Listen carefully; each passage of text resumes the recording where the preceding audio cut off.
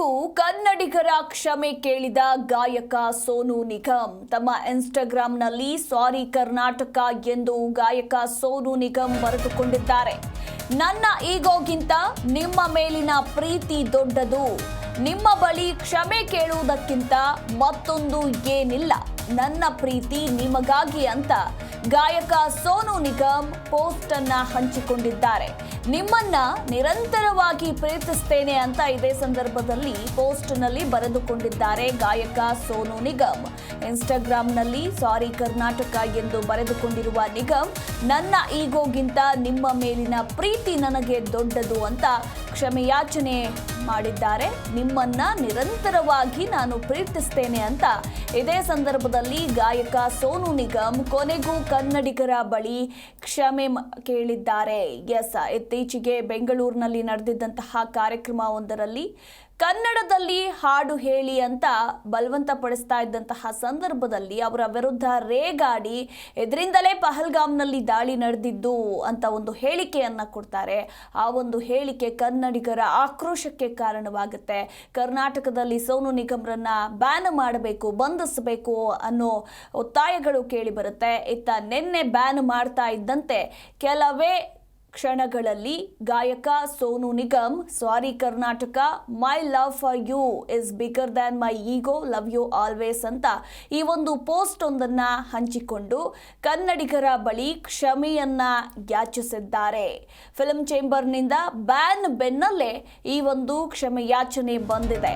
ಕನ್ನಡಿಗರಿಗೆ ಕ್ಷಮೆ ಕೇಳಿದ ಗಾಯಕ ಸೋನು ನಿಗಮ್ ಕುತೂಹಲ ಮೂಡಿಸಿದೆ. ಸದ್ಯಕ್ಕೆ ಈಗ ಫಿಲ್ಮ್ ಚೇಂಬರ್ನ ಮುಂದಿನ ನಡೆ ಅಂದ್ರೆ ಕರ್ನಾಟಕದಲ್ಲಿ ಗಾಯಕ ಸೋನು ನಿಗಮ್ರನ್ನ ಬ್ಯಾನ್ ಮಾಡಲಾಗಿತ್ತು.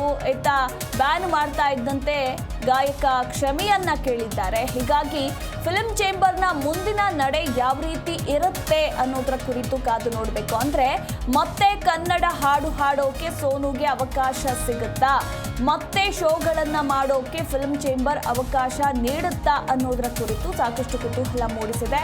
ಕೆಲ ನಿರ್ಮಾಪಕರು ಸಿನಿಮಾಗಳಲ್ಲಿ ಅವಕಾಶ ನೀಡಲ್ಲ ಅಂತ ಹೇಳಿದ್ದಾರೆ.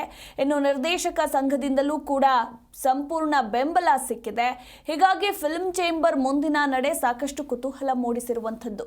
ಸೋನು ಕ್ಷಮೆಯನ್ನ ಮನ್ನಿಸಿ ಅವಕಾಶ ಕೊಡ್ತಾರಾ ಕನ್ನಡಿಗರು ಅಥವಾ ಇಲ್ವಾ ಅನ್ನೋದ್ರ ಕುರಿತು ಇನ್ನಷ್ಟೇ ಕಾದು ನೋಡಬೇಕು. ನೋಡಿ, ಗಾಯಕ ಸೋನು ನಿಗಮ್ ಅಂದ ತಕ್ಷಣ ಕನ್ನಡಕ್ಕೆ ಅವರು ಸಾವಿರಾರು ಹಾಡುಗಳನ್ನ ಅವರ ಕಂಠಸಿರಿಯಲ್ಲಿ ಕನ್ನಡಿಗರ ಅಂದ್ರೆ ಕನ್ನಡ ನಾಡಿನ ಜನಕ್ಕೆ ಕೊಟ್ಟಿದ್ದಾರೆ.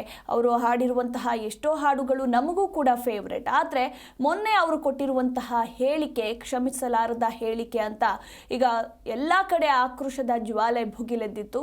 ಅದ್ರ ಬೆನ್ನಲ್ಲೇ ಬ್ಯಾನ್ ಕೂಡ ಮಾಡಲಾಗಿತ್ತು. ಬ್ಯಾನ್ ಮಾಡ್ತಾ ಇದ್ದಂತೆ ಕ್ಷಮೆಯನ್ನ ಕೂಡ ಕೇಳಿದ್ದಾರೆ. ಕನ್ನಡಿಗರು ಆಬ್ವಿಯಸ್ಲಿ ವಿಶಾಲ ಹೃದಯದವರು. ಕ್ಷಮೆಯನ್ನ ಈಗಾಗಲೇ ಸೋಷಿಯಲ್ ಮೀಡಿಯಾದಲ್ಲಿ ಅಕ್ಸೆಪ್ಟ್ ಮಾಡಿ ಓಕೆ ಅವಕಾಶವನ್ನ ಕೊಡಿ ಎಂಬ ಪರ ವಿರೋಧದ ಚರ್ಚೆಗಳು ಕೂಡ ನಡೀತಾ ಇರುವಂಥದ್ದು.